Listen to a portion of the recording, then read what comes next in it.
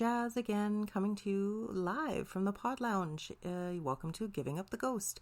I'm just introing this audio that we got last night. We were fortunate enough to finally catch up with the infamous Kristen from Square Peg Tours. So we were able to catch her as her and her crew were setting up for Doors Open Winnipeg at the Vaughan Street Jail. One of the biggest, definitely you know that there is something more on the other side. Enjoy. Small investigations in public venues. But she will partner with me. Like I will say, hey, you want to come and do this with me? And she's got a whole bunch of different types of gizmos, if that's of interest to you. Yeah, so it's a different kind of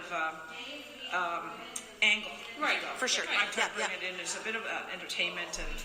Yeah, I love your tours. I've been on about 5 or 6, not for a long time. Last one I was the Fort Garry Hotel with my friend. It was just that evening. Yeah. That's like the perfect tour. Yeah, when it's just right there. Yeah. So with regards to your tours, we just wanted to pick your brain. Sure. And how did you get involved? What was your interest?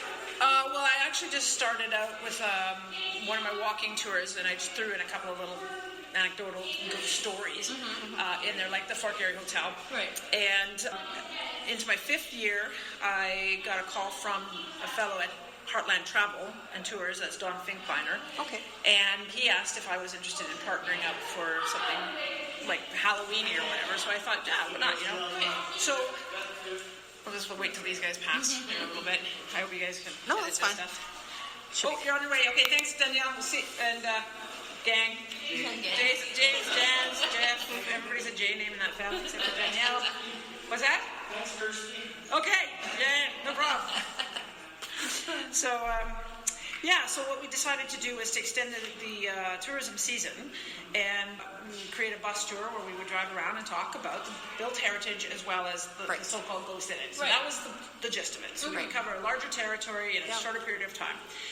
Well, one of the places we went to was Elmwood Cemetery. And you took me there too. Yeah, and I only went there because of a friend of mine that I met on the tours. She's her name was Donna Elliott. Yes, and she's so good too. Yes, she was a total sweetheart, but I met her she was a patron on my tours. Oh. And I was actually telling my story about this building, the jail, where I saw a woman walk by on this floor, just over here, by a window. But I saw her down to her waistline, and in a couple of seconds I saw her, I'm thinking, oh, she's wearing period clothing, they're probably doing another film shoot in the building or whatever. Yeah. So anyways, we come inside, I've got some people from Heritage Winnipeg or whatever, just a small group of 6 or 7, and we come up to this door, and the security guard pulls off the key, and he unlocks the door, and I'm like, oh, that's weird. Yeah, exactly. I said, has this door been locked all day? And he said, yes, it's been locked all day. I'm the only one with the key. Okay. So I walk in, I go stand at the window where I saw her. Right. I'm 5'7", right? I saw her at her waist, but if you stand at that window, it'll come to about here on you. Yeah.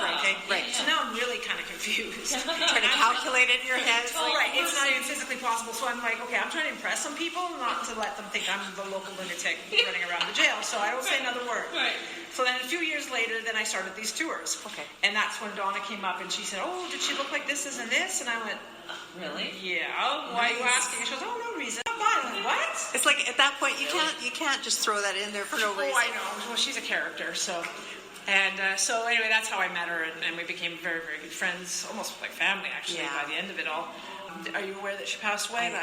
I gave my condolences on your page because I know because she came with us when we were at the Fort Garry Hotel, and it was dead on because I had taken the friend that introduced us. It was his 50th birthday, and as a gift, because he likes this stuff, I took James with me to the Fort Garry Hotel.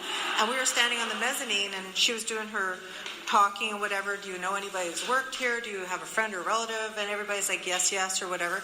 And James says, yes, we do, or yes, I do. And I looked at him, really? You know somebody who worked here? He goes, Dan. Well, that was their best friend growing up, his best friend since childhood. Oh, yeah. And I'm like, oh, I forgot. He was like a concierge there for a time in his early 20s. And then what happened was Donna says, oh, okay. And then she says, he's passed though. And we're like, oh yeah, he did. He got killed. He passed away. She goes, because he's standing right behind you. And then we're like, oh yeah, sure, right? And she goes, he wants me to point out that there's something really wrong with his legs. There's something very wrong with his legs, and he's stressed about that. I'm like, oh my God, because it was a couple months before he got killed. He got in a really bad dirt biking accident. He got killed in a dirt biking accident. He probably shouldn't have gone because and he shattered one leg and mangled or broke the other, something really badly. Anyway, so I said, he's here.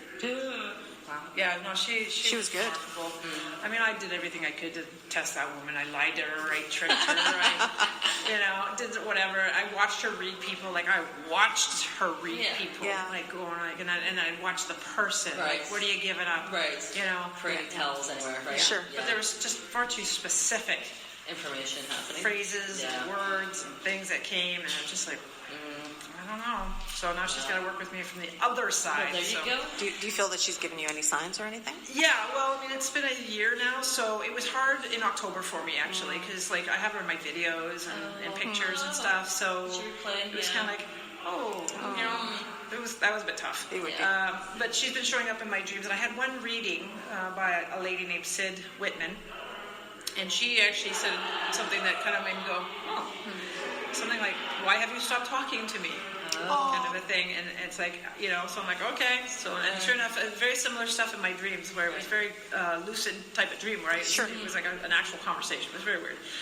But then again, then when you think about what we're doing, it's not really that weird. It all fits together. That's right. So, but anyway, so it was Donna who told me about Elmwood Cemetery. Okay. And about the little boy. So I thought, okay, I'll go in there and talk about Hamilton, which is where we used to go.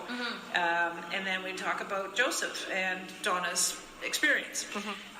At some point during that season, the very first season, some customer said, have you ever used the dowsing rods before? And I said, well, no. I was just sort of explaining the concept, right? Yeah. She's like, well, why don't we try it? And well, all right. So what the hell? What the hell? Yeah. Well, that was a very unexpected experience. I really didn't expect anything. They were made out of coat hangers, cardboard tubes, And lo and behold, I do think Joseph was making a connection with me. Right. I had this most bizarre sensation internally, and the only way I can describe it, and the way I've explained it to people over the years, is it's like when you're at Home Depot and you're in the kitchen section and you run your fingers across the granite countertops, that smooth, cool feeling. Right. Just that's how I felt inside. A total sense of, I guess, peace, if that's what it is. Right. And it was just like all that internal noise was just quiet. Disappeared. Yeah. Like you don't hear a heartbeat kind of thing. No, Feel it wasn't even that. It was just this, internal noise just stopped. It's like, you live in the downtown, you go to the country, and you're like, oh my God. Right. It's like too quiet. Right. Right. So I didn't know how to have a conversation with a spirit or imaginary people or whatever. So anyway, when I got around to asking about his mother, a weird thing happened. I'm standing there in front of like 50 people. I asked if he was with his mother, meeting on the other side. Right. He's in the children's section. And instead of it just coming out like the way I'm speaking to you, it came out of my mouth like I was British. And I said, are you with your mummy?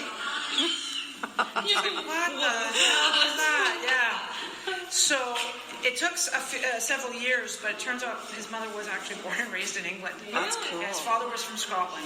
And his father is the same name, actually. And so that was something that happened that night. So I had to bring him a toy. I eventually found a little wooden train. That sort of became his thing. Right. His thing. So the tours kind of progressed from there. And as we came back on a regular basis, once a week at least, and then come October it was almost every night, there were certain things that were starting to occur and behaviors that were repetitious that I was noticing. So my main thought though was I was a little concerned whether or not he was stuck here on the earth plane or lost. I'm sure on repeat all the time. Yeah, so I kind of talked to Donna about this when I was less afraid of her, because it's like a real medium. So she's reading your mind. She's figuring you out. I know, and I'm just like, holy. But you've met her. She's like, 4'8" if she's anything. I always joke that she was my small, medium, at large. So, but total sweetheart. Yeah. Anyways, so basically we talked about how to help him cross into the light if he hasn't. And she goes, but don't forget, like, you can tell him he can come back if he wants to. I'm like, oh, okay. Right. So, the last night, I think it was probably November 2nd. My partner at the time and I were sort of leading the crowd. And basically my partner at the time, she wanted to prove that these photos that somebody had sent in were human error in Oh, okay. in the shot. Sure. So she took a bunch of pictures. Like interference of sorts. Or, Yeah. Yeah. And so anyway, so then her job was kind of like just to take a lot of photos. And in the early days, it was wickedly good. Like people were still not into the iPhones and all this Right. stuff. Yeah. So Yes. actual Actual cameras. cameras. Yeah. And so it was like in front of being in the paparazzi. It was just like insane. Oh yeah. It I was- have some pictures from your tours with orbs in them too. Oh yeah. So what happened was. An old camera. Yeah, so Ezra filmed. Okay, so anyway, so she's pretty much ruled out. Yeah, it's human error. The picture. Right. So anyway, I'm standing, I'm talking. We had snow, about 2 inches of snow, 3 inches of snow on the ground at that time, and I'm talking, blah blah blah. And as we're heading back to the bus, Nicole noticed some weird fog phenomena on the camera, like on the shots, on just a couple of shots. Right, Now, I think I was showing those on the tour after that season. Because you have the monitor, right, in the bus? Images, yeah. As long as you were on a night that it worked. But so anyway, that really changed. I mean, it literally looked like a child being carried by a woman in the arms. Did you guys ever see that picture? No. Oh, okay. Well, I can show it to you because I just have a lot of my things on my thing here. Yeah. So, anyways, just have to give me a sec. Yeah, no problem. Find the right album. Yeah, you want to see them? Most people show pictures of the babies. Kristen shows pictures of her ghosts. Yes. Oh, I can show you a picture of my kid. Yeah. Pretty much. Okay, so specifically, okay, so this is the picture that the lady thought she'd caught something paranormal. Oh, okay. Okay. Oh, okay. Except the black figure is me. Right. Yeah. Okay. Yeah. And then the shutter speed slowed down. It grabbed the source of light. That's why each streak is the same. Right. Okay. And the ground is white because it's snow. Right. All right. So she was like, oh. So then we came back, took a bunch of our own pictures, and here they are. Okay. So the first picture kind of would look like this. As you can see, I'm completely oblivious. I'm talking, and you can't see the breath out of my own mouth. No. Okay. But there's this circle of fog. Oh, yeah. Okay. And in that fog are two things: a little boy and a woman. I see that. Yeah. Isn't that the craziest thing? In fact, like she looks like she's wearing like a Robin Hood hat. You can almost see the hair on her ear, the puffed sleeves, her eyes. Like that's crazy. He has no neck, but he looks like he's got the suspenders. But that's the way Donna described him. Oh, wow. Okay. Because believe me, if I saw this, I would have been the first one running the hell out of that cemetery. So then, like, she's taking shots. As soon as the camera's ready, take a shot. Okay, so the next one, this is a sequence of 3. Nothing shows up. And then, that's just a close-up of the lady. Oh, yeah. Okay. Wow. Okay. Cool. That's amazing. Like, nobody saw it. No, but visually, no. but It only it's should have so on clear. camera. Right, because I'm sure people would have said something. Oh, yeah. Sure. Okay, there's Donna. Now, then the next shot. I'll have to look at my cemetery I just pictures. raised the exposure ever so slightly just to make it brighter. Then we got that. Oh. Okay, so this is the one that looks like the woman carrying the child. Yes. Yeah. So, like that's like the brim of the hat. Yeah. That's her face. Yeah. There's the kid's face. Yeah. But what's And crazy? he looks like he's screaming, though. Well, I'm thinking it's almost like he's turning and then he's like, oh, like Yeah. hello. Yeah. But the fog even changes direction. Shoulders, and it goes down on a diagonal. Then the fog goes from his butt to his knees, up, and then it goes down again to his feet. Wow. Like, isn't that the craziest That weird. is just thing ever? Yeah. So, like, that's Considering got it didn't tingly show on up that in one. every Yeah. one, too. right, and that's a pretty big fog. Like, and look how close it is to me. Talky breath. And- No, and because you close, can't see yeah. it coming out of my it's mouth. close to his grave, so... Yeah, and it's right over the grave. And I mean, I'm talking lots of times, and you can't see. No. So, and then we also had a very bizarre picture one night where you could, worst case scenario, someone could say, it's somebody standing off the shot and blowing, and it just happened to fit, right? Or the photographer, because maybe it's closer than it looks. Right. Okay, so you could argue temperature variance, it's the weather, whatever. But then I can't explain this. Now, this would be sometime in August or September. Oh.